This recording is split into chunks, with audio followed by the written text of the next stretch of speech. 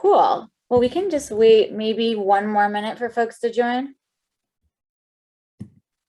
I'm excited as I'll be honest, I hate cooking. I'm not even going to sugarcoat it. I'm not going to pretend. I can burn anything, microwave everything. Um, my mom wasn't allowed to cook actually by the fire department because she always would like burn something and the fire department would have to go and then they would it took too much of the city's tax money to always show up at my house because something was burning. Because like back in those days, I think only the fire department could turn off your like systems for fire alarms. But anyways, all right. We could probably get started. We've got a few folks on. And I'm gonna minimize my screen so I won't be able to see you. But anyways, thank you guys for joining Sprinkles Parents. If you guys aren't familiar with us, we're a parent community of resources, events, education, just on a mission to help parents thrive.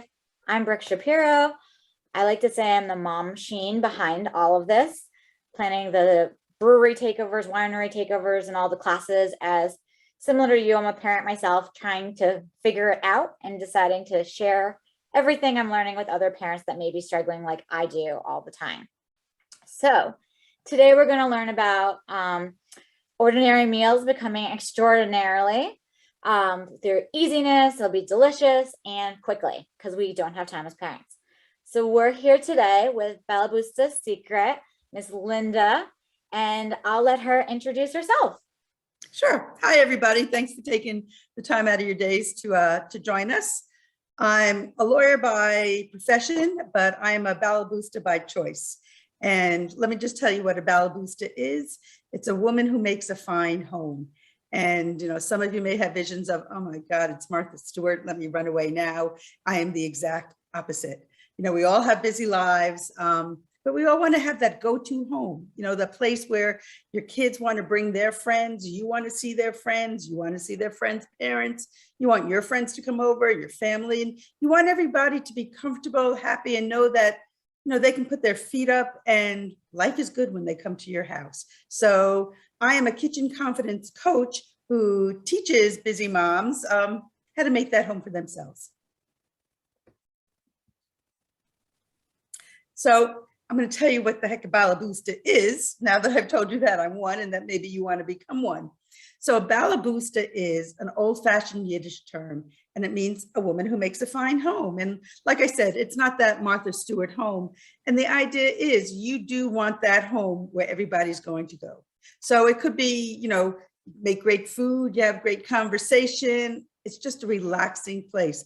But not everybody grew up in that kind of household, and not everybody had those role models that they can use as, wow, this is how I grew up, this is what I want to do. Not everybody had a grandmother who was a great cook. Personally, when I was young, my mother was a terrible cook. And I told her one day quite bluntly, Mom, I hope I can say this, your cooking sucks. So she said, okay, show off. I'm going to buy you a cookbook, and once a week you're going to learn, or you're going to teach yourself how to cook, and you're going to be in charge of dinner. Well, you know, the pressure was on, and most of us feel that pressure every night when we have to make dinner. Am I going to make something my kids are going to eat? Is it going to, you know, am I going to be wasting all my money buying all these ingredients and nobody's going to eat them? Is it going to languish in my refrigerator afterwards? You all have these nightmares that are very, very typical. So my nightmare at the time was, what am I going to make that's not going to be boring? Because that was my complaint.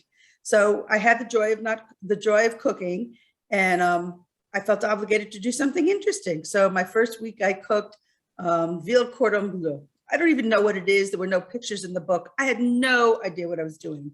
Needless to say, it turned out to be a disaster. The next week I wanted to make Swedish meatballs. I have no Swedish blood. I had never tasted Swedish meatballs. I had no idea what I was doing. And again, I was laughed out of the kitchen. By the third week, I actually was banned. And a lot of us, myself included, would say, well, geez, that's the end of my cooking career. You know, I'm trying, I'm getting nowhere.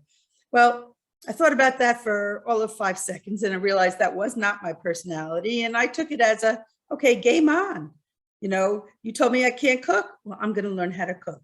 And that's exactly what I did. I took countless number of cooking classes at the Culinary Institute, the National Gourmet Institute. I have a graduate of Ruby Cooking School. I have over 1,000 cookbooks. And now I don't need to follow a recipe, even though I have all those cookbooks. They're for inspiration. And my goal is to teach people how to be able to just cook on the fly, be comfortable enough with your cooking skills so that you can look what's in your refrigerator or your freezer or your pantry and say, okay, I can whip up something really quickly, and I know it's going to be great, and you're not stressing out. So the goal is to stop putting that pressure on you. Oh, my kids are picky. They're never going to eat this. I always have to make mac and cheese every night. You don't want to do that. And I teach people how to avoid that. Awesome. I feel like I'm so sick of making the same things every week too. I don't know if anyone feels like that. Like we just do like chili and one other thing and try and stretch it out, but hopefully you can share some tips and tricks so we can all learn different things. Absolutely. So why do I care about dinner time? Well, the studies show that kids who actually have a sit-down family dinner do better in school. They have better verbal skills, better social skills. They're less likely to abuse substances. And why wouldn't you want that for your kids? You know, why wouldn't you want that for yourself to have all those wonderful things happening? And, you know, I'm a realist. Not everybody can have a sit-down dinner 7 days a week. And truthfully, not everybody really wants to do that. But if you can put it in several times a week and figure out how you can either rearrange a schedule or maybe you make it for lunch. You know, there's no rules, at least in my book, there are no rules that said it has to be dinner, you know, and it's got to be 7 days a week. No, we all have different lives. And I try to work with people around what their schedule is, what their dietary conditions are, because you're you. And I could tell you a million theories, and if none of them apply to you, it's not going to happen. And you want that family dinner time. And in addition to all those wonderful, oh, it's good for your kid theories, it's also good for you because, you know, you're working all day long, whether you have a job, whether you're volunteering, whether you're keeping up your house, you are busy. And then you struggle or sometimes to figure out what to put on the table, and you put it on the table and you sit down and you're exhausted and you praise me. I figured out what to make and it's on the table, and you have dead silence. So you turn to your kids and you say, how was your day? Good. There's no conversation. There's no meaning there. What'd you do in school? Nothing. You know, you were there for 8 hours. My tax dollars at work, nothing happened. And then you get deflated. And so what you want to do is not only, and it sounds like a lot of things to do, but if you know the tips and tricks, it's not, you want to make a great dinner, but then you want to sit down and have great conversation. And we'll get into this a little while later, but it's really the whole package, because truthfully, dinner time is when you get to finally relax and maybe show your true colors to your family, share some experiences, share hopefully a lot of laughs and stories, and hopefully your kids get to that comfort level too, and you get to know the real them. Not the face that they're presenting to all their friends or what they have to do in school, but the kid who they are and the kid who they want to be. So dinner time, if it has to be lunchtime, let it be lunchtime, but dinner time is a great time to help all that blossom. So where do we start?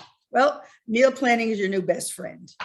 And I don't mean meal planning by the book. Like I said, for me, there are no set rules that works for everybody.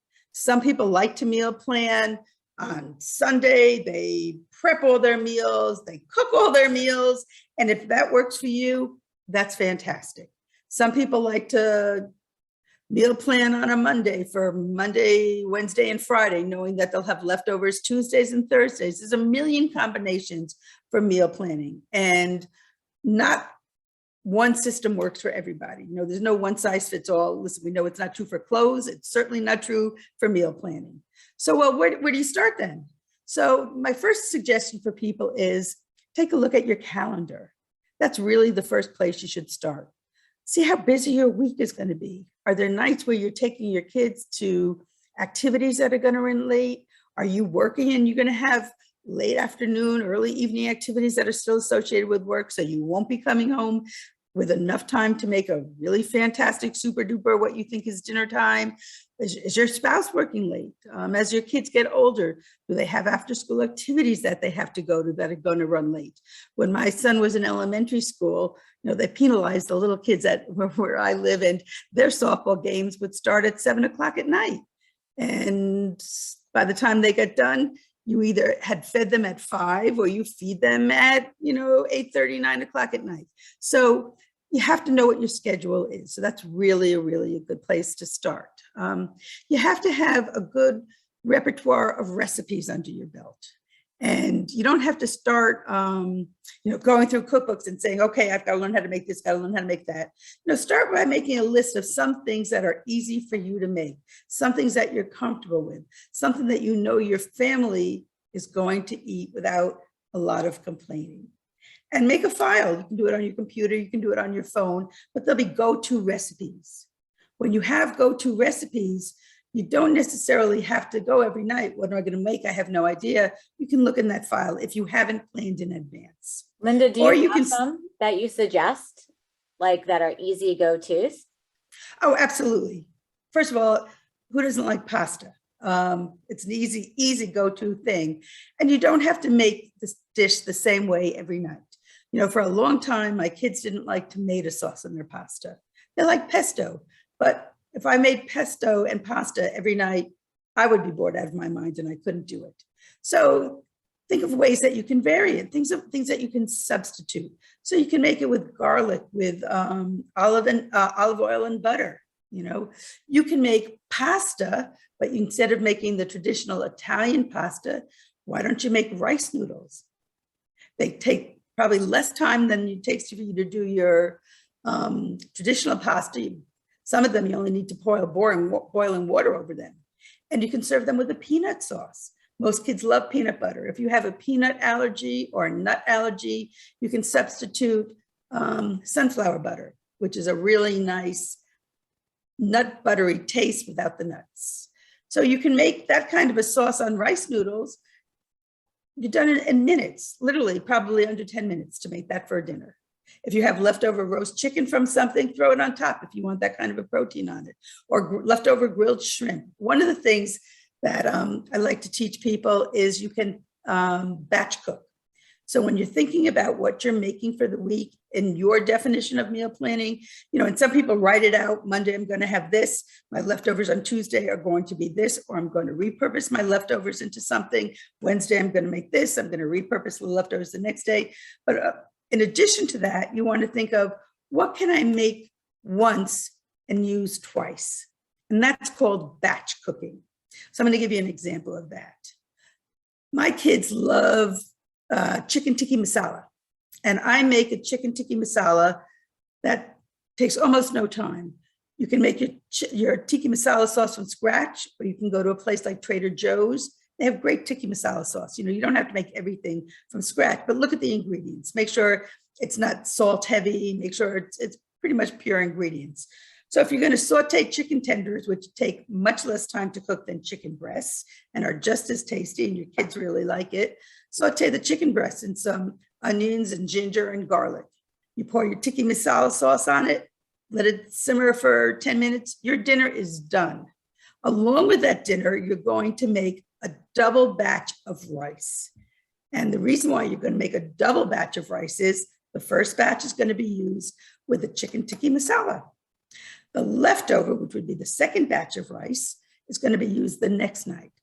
And you're going to use it as fried rice, because the secret to make fried rice is you need day-old rice. Bingo, bango, you're not cooking again.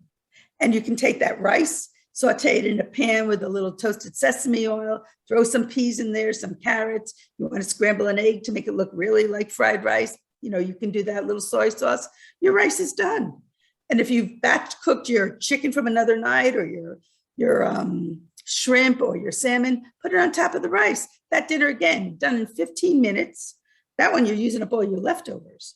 So when you're doing your meal plan and you're thinking about what recipes you want, I'm sorry, my voice is reports today. But when you're thinking about the meal planning part of your week, think about not only what recipes you want to make, but how you can reuse them and repurpose them later on in the week. You know, a lot of kids don't like leftovers. I had that once this week, I'm done. Unless, of course, it's your mac and cheese, then they'll eat that forever. But a lot of kids don't like leftovers. So if you can do this repurposing trick, you're cutting down on your meal prep and cooking time tremendously. And I see that somebody would like a quick chicken tikka masala recipe. I can get to that. So you're cooking down on your cooking time tremendously. And it's really great. Another thing, if you had that batch cooked rice and you wanted to do something else for another meal, take it and mix it with some tomato paste and some maybe frozen roasted corn and some peppers or spinach, get your green vegetables in it and make a Mexican rice. It's already done. You're just adding, boom, little ingredients. Now, if you want to saute your chopped meat and make it tacos, great. But you've got your rice already done. You got your side dish because it's going to be Mexican rice, boom, boom, boom. How long does it take to make taco meat? 10 minutes? So again, if you're doing your meal planning smartly, you'll know that you have now made a different dish. Or you can take that taco meat that you made, double batch that. Another night, use it to stuff peppers. And now you have, again, a very different dish. You can put, your cheddar cheese on it or however else you want to stuff your peppers, but you've made a different dinner with also very little effort. And that's really a great function of meal planning. I love that. I think like it's also thinking about like on the weekends what you can start cooking or whatever like too, and what then you can add throughout the week, right? Like we grill on Sundays. Mm-hmm. And you can like we try and repurpose that throughout the week. So that grilled chicken or those grilled shrimp or that grilled fish can go on a million things. So if you do, let's say you do Taco Tuesday. A lot of people like Taco Tuesday because it's easy. That's great. But if I were to make the same Taco Tuesday every night, every Tuesday, I'd be bored out of my mind within no time at all. So when you're thinking Taco Tuesday, think out of the box a little bit. You could do shrimp tacos and you could use your leftover grilled shrimp from whatever you made on the weekend and just change up the seasoning a little bit or cook a couple of them without whatever marinade or seasoning you're grilling with and save those shrimp that are already cooked to add a little more seasoning with for your taco night. You could do pulled pork tacos. You could do your taco meat, but make a Mexican slaw to go with it. Change up your vegetables if you're bored of the routine. So again, when you're meal planning, if you're looking at the ingredients you have on hand or what's freshest at the farm stand or what's freshest in the grocery store, use those as your guidelines. And again, it helps to have a nice batch of cooking savvy under your belt, but I help people with that. If you don't have that kind of broad base, that's one of the things we work on. Very cool. Okay, so quick hacks for getting dinner on the table fast. So part of that, again, is the meal planning that we talk about. Another thing that you can do is when you're going to batch cook a lot of it and freeze some of it. And not everything freezes well. And a lot of people don't like to defrost. They don't like to eat their frozen food, but it can come in really, really handy. Some of the things that I like to batch cook are, I make a great seafood stew, like a Chipiano, and I freeze half of it. And then on a night where everything's running late, I defrost it and boom, dinner's done. I haven't had to do anything. Maybe I'll make some garlic bread to go with it so I look like I actually made some effort. But it's done because you've already made that batch. Another great thing that you can batch cook, and that's a cooking hack, is to make a lot of meatballs. So I'm going to give you a batch cooking quick hack combination. So one of the things I make for my kids are spicy Asian meatballs. And you can make them with turkey meat. My kids like it with turkey meat. It's a healthier option. We like to do that. But you can make it with veal. You can make it with pork. You can make a mixture of any of those things at all. Probably tofu, but it'll probably be a little harder for it to stick together. So I make this spicy Asian meatball and I make them in the oven because I don't want to spend my life cleaning my stove because all my stuff is splattered all over my backsplash. So I bake it. I bake it on a sheet pan. And in 15 minutes, they're done. They take maybe 10 minutes to prepare because you got to mold the meatballs in your hands. But throw them in the oven, 15 minutes, they're done. So a dish like that, I would make really, really big. And so, like I said, for repurposing your leftovers, one night I would make that on a pad thai, which we talked about, which would be the rice noodles with a peanut sauce. The next night, I might take bib lettuce leaves and put a little bit of a hoisin sauce on it. That's pre-made, just put it on the leaf, crumple up your meatballs, and now you have a lettuce leaf sandwich with a totally different flavor. And you can make, let's say, bok choy with oyster sauce or ginger or garlic and serve that as your vegetable. And if you really, really want to save time, you can nuke that bok choy if you're not uncomfortable using it in your microwave. Again, dinner is done and it's fast and it's totally different than the night before and it's totally delicious. Yeah, and with meatballs too. I mean, for anyone who has toddlers or younger kids, they enjoy making the meatballs actually. Like with my son, knowing he's liking shapes now, we'll like make them into little circles and he'll terribly help, but he's helping. And it's like a good thing, like bringing you together after a long day too. So you're not just in the kitchen, I feel like, where your kids and your family may all be out playing, which is why you want to, get your hacks done so quickly so you can get back to your family. Yeah, another quick hack is if you have done a meal plan, whether you've written it down or whether you just have it in your head, and you're going to need onions for your taco meat. And then later on the week, you're going to need onions for your fried rice. And you're going to be making something else. Slice all those onions at the same time. Who wants to be crying multiple times a week? I mean, I'm a big crier when it comes to onions. So if I can get it one and done, I'm happy. And then separate them into either containers or plastic baggies, whatever you're comfortable using. And you can label them. You can say, these are for, the rice. This is for whatever it is, but it's all cut up in advance. So when it comes time to cooking your dinner, you're just taking out those containers or those bags and boom, your prep time has gone to zero because you've actually thought about the ingredient, not only the meals you're going to make, but the ingredients that make them up. And you can prep them in bulk in advance and separate them so you don't have one big bag of onions and saying, oh, do I dump the whole thing in? Oh, I'm sorry, I forgot to save some for the next meal. So separate them into portions, but it will save you a tremendous amount of time during the week. If you're using garlic, we're a big garlic fan. So I'm mincing garlic all the time, but I've taken now to mince a whole lot and put them in separate little containers. And I could just add them to my dishes as I cook without having to do that extra set of chopping every night. And can you buy minced garlic? I feel like I didn't even know you could mince it yourself. You can. It is not as flavorful. You have to be careful because minced garlic is often in oil and it can go rancid if you don't store it properly. But a quicker shortcut is you can buy peeled garlics. And if you buy them peeled, it saves you one more step.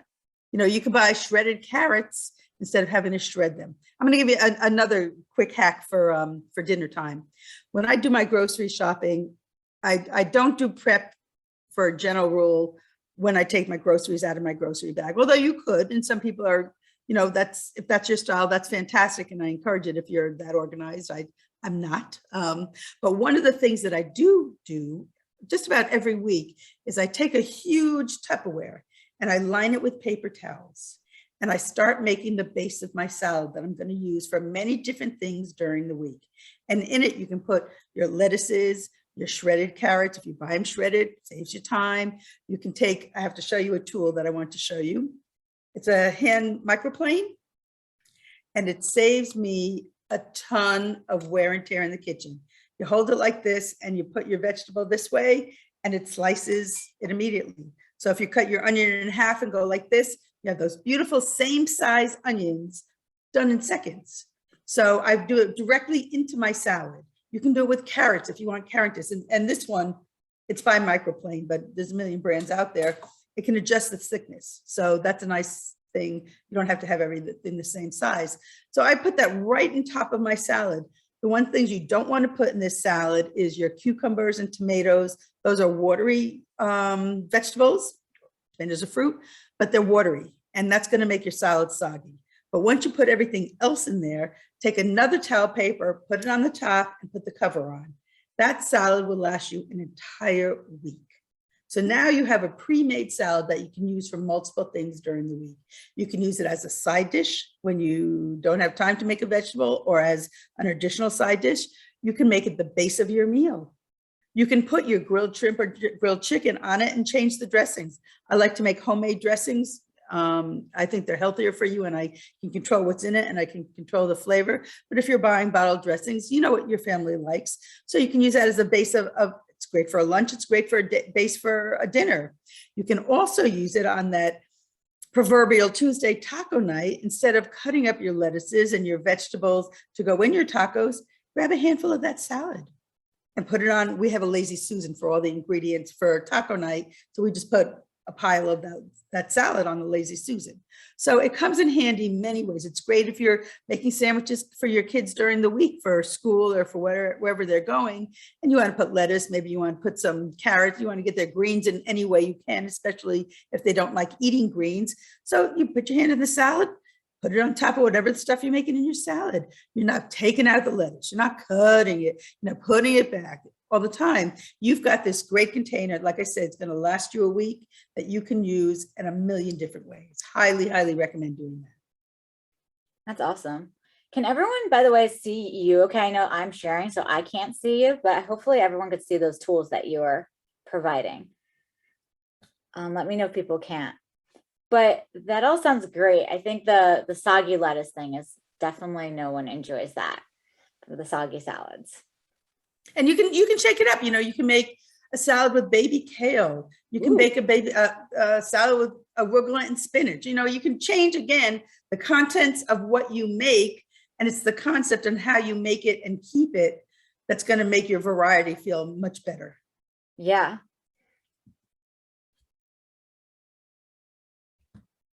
Okay, so now let's go back to the part that we were talking about where you're sitting at the dinner table and there's no conversation flowing. Well, some of us have babies, so there may so some of well, but these secrets are good about for you and your spouse. Yeah. Because sometimes you're too exhausted and you're sitting there and you're looking at your spouse, and you know what? I don't care. I have nothing to say today. I'm just too tired. Or you're on your phone, which is a big problem. Like catching. Oh, see, we don't allow phones at the table. You know, that's that is something that it's a hard and fast rule in our house, and I highly encourage no cell phones at the table. The time is too important, you know. And if you have kids who don't talk yet, then they will see and hear your conversations, and they can see and hear your behavior, and they can see you not paying attention to each other if your face is in the phone. You know, one of the reasons why I'm so enthusiastic about dinner time and why I think it's so important is, in addition to all the psychological reasons for doing that and the communication skills and all that, you are modeling for your kids something really special. And that goal is to create memories. And not only that, but create things that they can pass down to their families. And if they're not having a dinner time where everybody's laughing or talking meaningfully or doing silly things and creating those memories, they will not know how to do that for their families. And what a lost art that will be. So you owe it to your own happiness at the dinner table, and you know you owe it to your kids' happiness at the dinner table, and as a life skill that they can grow with and pass on to theirs. So having said that, how the heck do you get them to talk? So there's many, many things to do. And if you have kids who are preschool, you know, infants a little hard, but again, that's that modeling behavior. But if you have kids who are a little bit verbal, there's a great game that you can buy or you can make. It's called Headbands, and it's really wonderful things for really little kids. And you either have the game where you have a card, you know, like this big, and it's got a picture on it. So let's say the picture was an apple.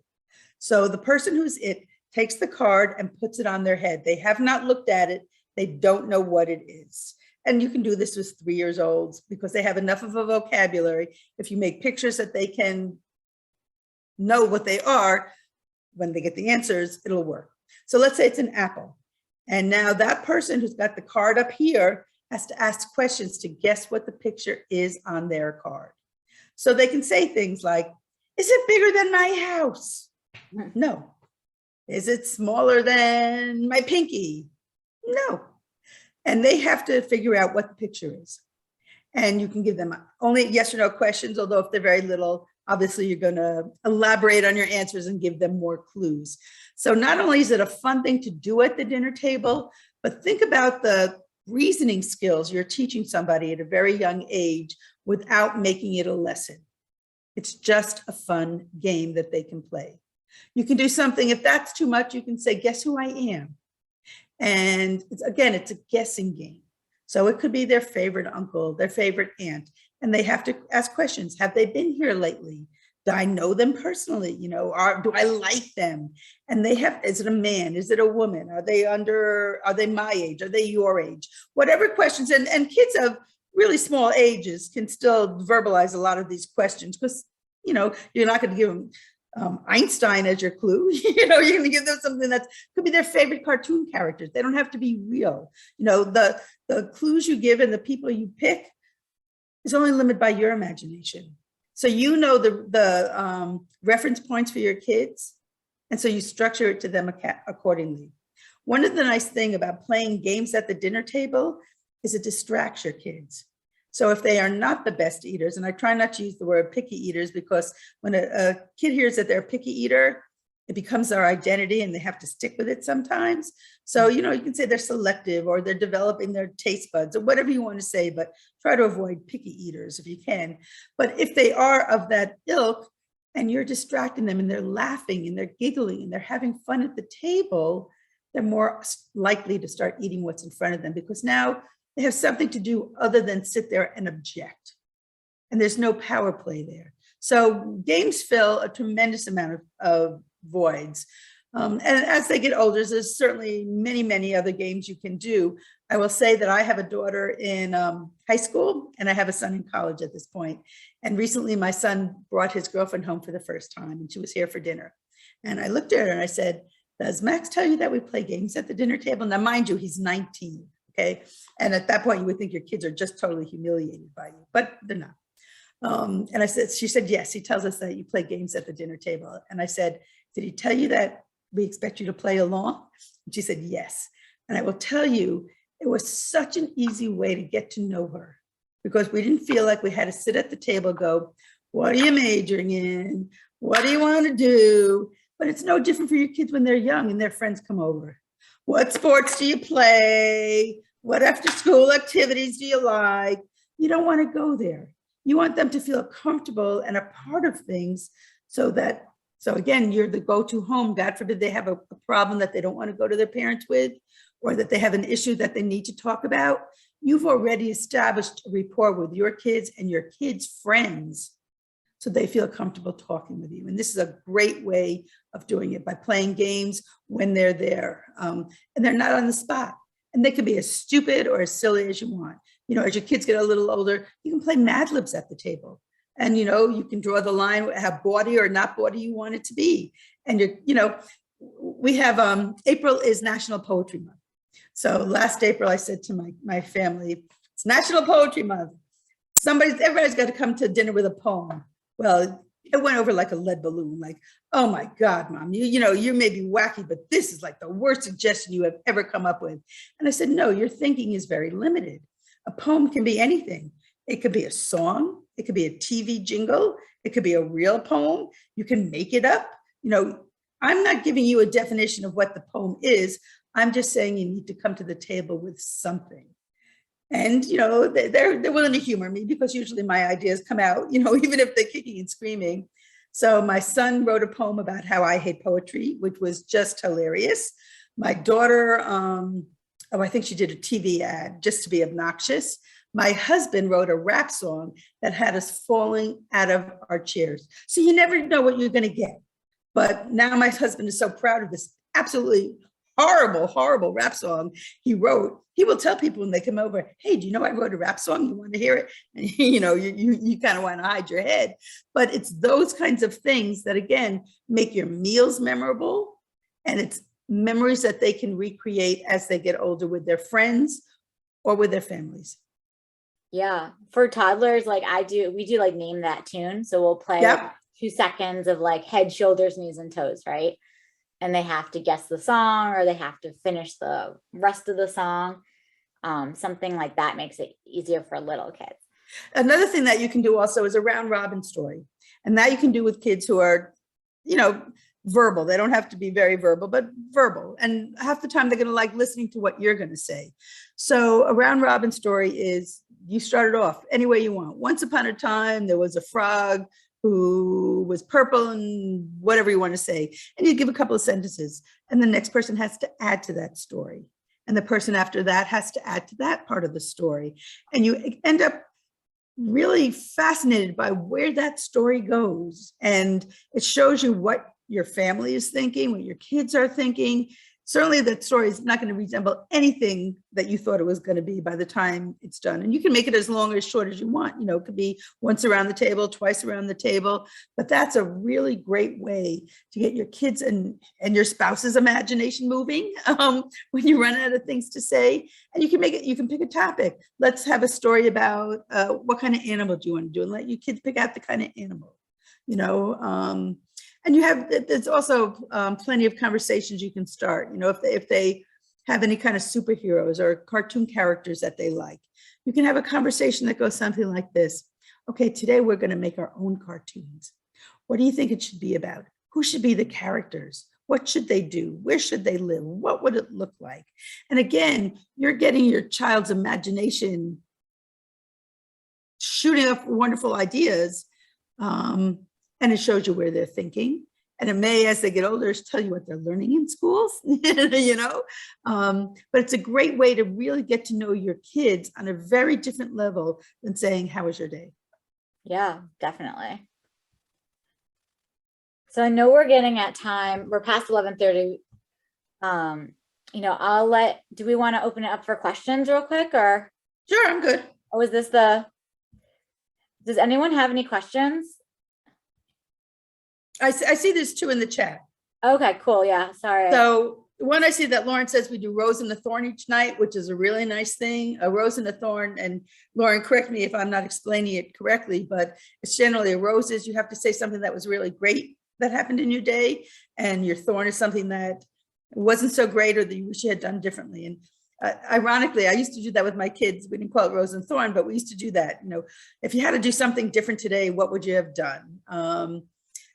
What did something that somebody did to you that made you feel really good? And what did you do to somebody that made them feel really good? And just the other day, my daughter said to me, Mom, you have to stop asking me what was the best thing I learned in school today. And I said, why is that? And she said, because if there was something really good, I would have already told you. But a rose and a thorn is a great thing to do with young kids when you get that, and it gets them thinking about, well, what was important? What made me smile? What did I do to make somebody else smile? And boy, what did I do that I really didn't handle that well? And maybe you guys can give me some better ideas. So a rose and a thorn is a really nice thing. I have something here that says, what are your feelings about cooking something different for adults and kids for dinner? I find myself doing this a lot. I say no.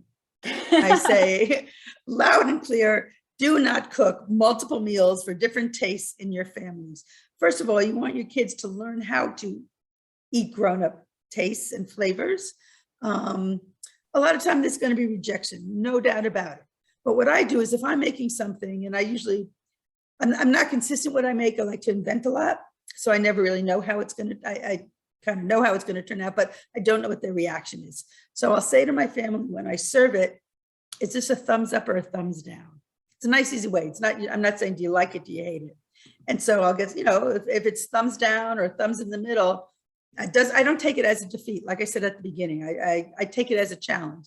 So I'll say something like, well, if I were to cook it again, so already I'm saying it's not the last time you're going to see it. I say, if I'm going to cook it again, what would you like me to do differently? Now, all of a sudden that puts the onus on whoever said that wasn't the best. And it makes them think about their taste buds, what they like and what they don't, what seasonings they like, what cooking methods they like, what flavors make them feel good. Maybe it was too garlicky, maybe it was too spicy, maybe it was too bland, too salty, the wrong color. Whatever it is, you're getting feedback that you can incorporate the next time around. So when you serve it again, say, hey, I tried to make it the way you suggested. So now they've got skin in the game. This was their suggestion. You're validating their opinion by making it with their suggestions to the extent that's practical. And then they get to rate it. And if it's not the best, you can say, okay, so then what would we change next time? Okay, So so I you're- just have a follow-up question, if Sure. you don't mind. Go So, ahead. like if they say if it's a thumbs down and they say they don't like it, then what do you do for that night? Like, do you just say, okay, no dinner tonight, or? No. I'd say, you know what? It may not be the best. What if we tried it with applesauce? What if we tried it with, think of something else that might be able to disguise the flavor a little bit and try that. It may be a texture thing. It might not be a taste thing. So maybe you can cut it up differently. So you have to kind of get an idea of what it is they're objecting to. So you can figure out how you can tweak it a little bit to make it be something edible that night. And my rule in my house is you have to take a couple of bites and you have to try. And you can't have a knee jerk, I don't like it. And you've got to give me reasons. And then it makes them think about it a little bit. And now you're getting feedback that you can use for future tries. Okay, thanks. That's helpful. You could also, have a backup. So let's say, give me an example of something that they don't like. I mean, anything with the spices that I would normally put in my food. Which would be what spices? Give me an idea.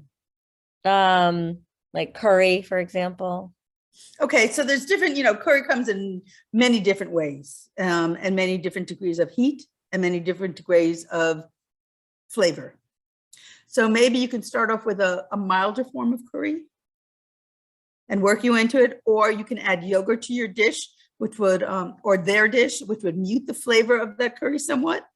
Or you can use coconut milk, which would also be a nice, goes great with curries, but it will tone down the flavor that they don't like.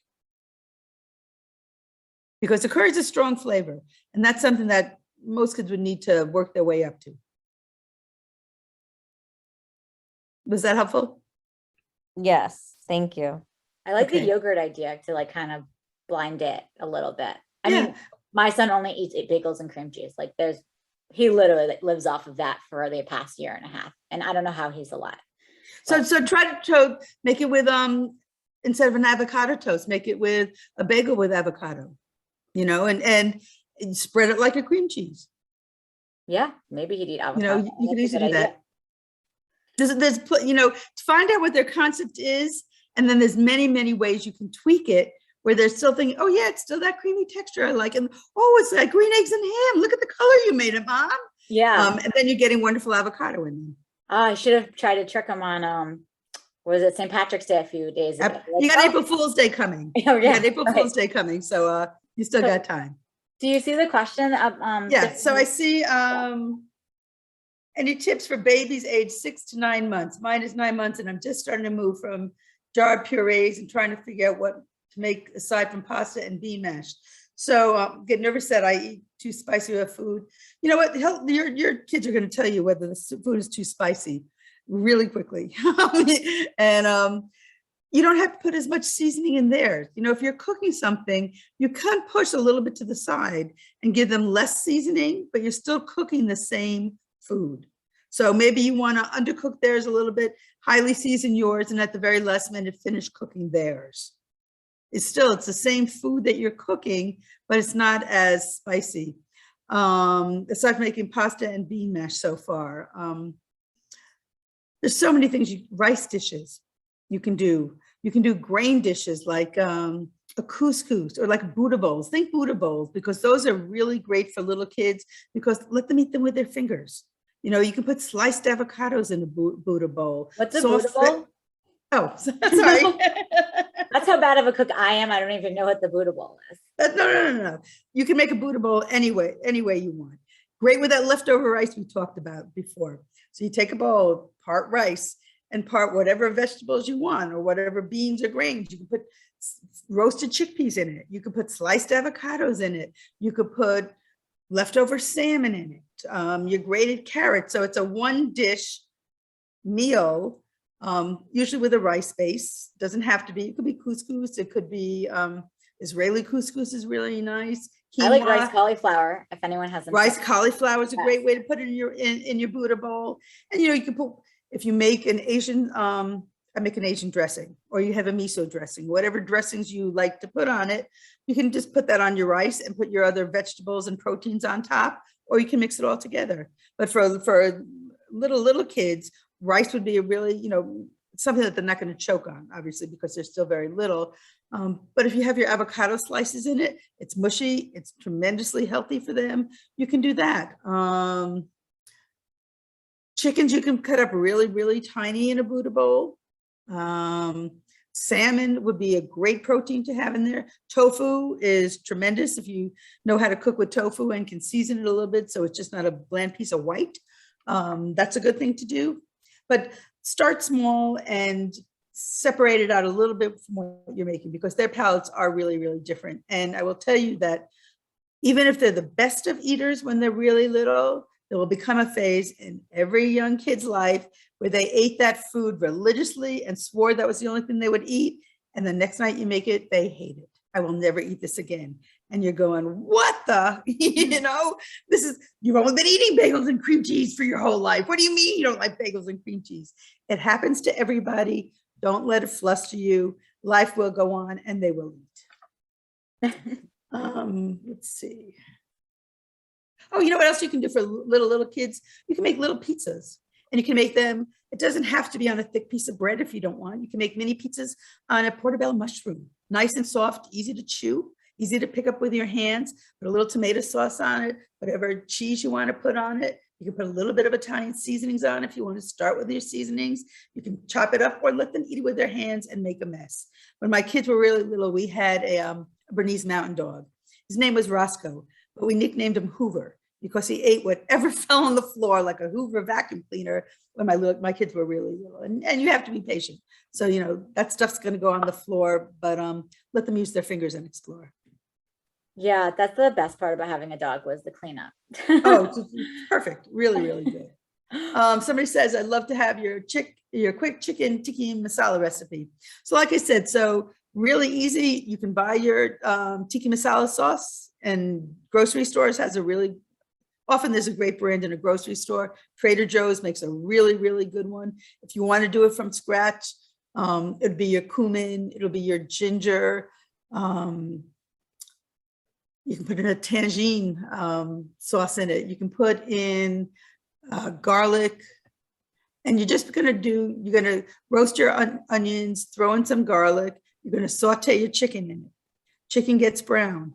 Then you're gonna put in your sauce. Make it with your make a tomato sauce. If you have marinara sauce, again, you can be creative. You don't have to be 100% authentic if you don't want to go out and do everything from scratch. If you have a tomato-based sauce that you like, you can add your cumin, you can add your Indian flavors to it. Oh. And because, there's tomato sauce and a tikka masala sauce. So, it's a great way to use up some leftovers. If you have some leftover pasta sauce, maybe I'll make it a different kind of sauce tonight by playing with the ingredients I'm going to add to it. So there's a lot of room for wiggle room there, but the easiest, saute your chicken and onions, garlic and ginger, and add a tikka masala sauce. And put a cover on the pot at that point. 10 minutes, it's done. If you want to get some vegetables into your recipe, I like to throw some spinach in it at the last minute because it kind of wilts in the heat of the sauce. And now it's a one-pot dinner. You can put some baby kale in it. You can put baby arugula in it. And you can put broccoli in it. Cut up your broccoli heads. It's a one-dish, simple cleanup. It cooks in the sauce, so your vegetables gets the flavor of the sauce. One and done. What's better than that? Definitely. Awesome. Thank you so much, Linda. Does anyone else have any last minute questions? I know we had great conversation, learned a lot. So somebody wrote, thank you. My dog is already excited for this phase 2. Oh. My kids are no longer young and my dogs sit at the table waiting for something to fall still. Can you send your dog my way? Because I don't have a dog anymore. And my daughter is the worst eater ever. Like half her meals on the floor. But awesome. Well, thank you so much again, Linda. Thank you everyone for joining. So grateful to have you all here. Hopefully you guys can join us. We have a sleep consultant in a few weeks for anyone who has littles. And we have a positive parenting classes too. And Linda, how can people reach out to you? Yeah. So I think you have a slide. Maybe you can post it. That's got ways you can reach me. I have a Facebook group weeknight dinners for busy moms. I'm going to be doing a live video on Monday, so sign up for that. It's a free Facebook group. It's a lot of fun. You can also find me at Balabusta's Secret on Facebook, and my website is Balabusta's Secret. I also have for your audience a freebie, and it's called Quick Dinner Time Sanity Saving Tips. There it is as it goes by. And if you sign up for that, that will get you on my mailing list. So I try to get out things weekly, recipe ideas, meal planning tips, talking tips, what's happening in the world of food, whatever it may be. If I'm going to be doing a course, that's a really great thing. Another thing that I'm doing right now is I'm doing, for those of you who heard the meal plan and say, I still don't want to do this, I don't want to take the effort, and I have no idea of recipes, I now offer a service where I do your meal plans, your grocery lists, and your recipes. And I send it out weekly, and I can accommodate virtually any kind of diet or food preference you have. So if you're strictly carnivores, only eat meat, I get it, I can do that. If you're plant-based, I can give you recipes for that. If you only want side dishes, I can do that. And it's a really great, easy service. I do also one-on-one coaching with people where we look at where you are, what your skill level is, what kind of recipes you want to learn, what kind of meal planning you want to learn how to do. And I work with people one-on-one to do that as well, custom made for you. Awesome. Thank you so much. And I'll be sure to share all this in the follow-up email that's going to get sent out in 7 minutes. So they'll have all your information there too. Thank you so Fantastic. much again, Linda, for the time. We learned, at least I learned a ton. I hope everyone else got some good takeaways, and we'll see everyone soon. And if leave comments down and questions, I'll be happy to answer them afterwards. So thanks for your time. I really appreciate it. Thank you.